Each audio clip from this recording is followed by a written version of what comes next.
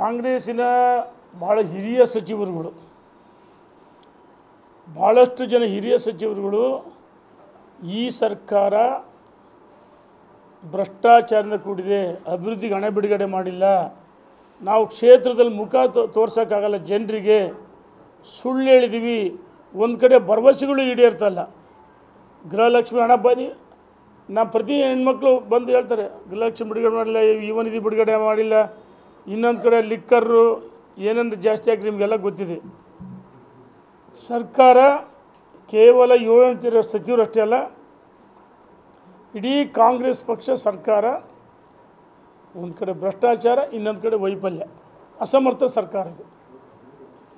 ಈಗ ಯಾವ ಪುರುಷಾರ್ಥಕ್ಕೂ ಸಾಧನ ಸಮಾವೇಶ ಮಾಡ್ತಾರೆ, ಏನು ಸಾಧನೆ ಬೇಕಲ್ಲ, ಆದರೆ ಅವ್ರು ಕೊಟ್ಟು ಭರವಸೆಗಳು ಈಡೇರಲ್ಲ. ಹಾಗಾಗಿ ಅವರ ಅಭಿವೃದ್ಧಿ ಸರ್ಕಾರ ಸಾಧನೆ ಶೂನ್ಯ. Thank you. ಒಂದು ನಿಮಿಷ ನೋಡಿ,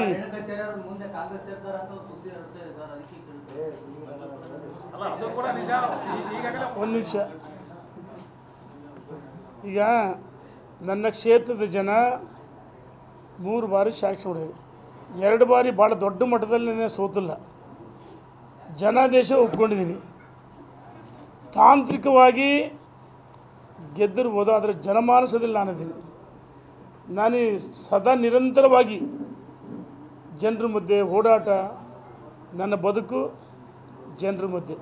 ನನ್ನ ಜನ್ಮಭೂಮಿ ಕರ್ಮಭೂಮಿ ಹೊನ್ನಾಳಿ ನ್ಯಾಮತಿ ತಾಲೂಕು, ಭಾರತೀಯ ಜನತಾ ಪಾರ್ಟಿ. Thank you.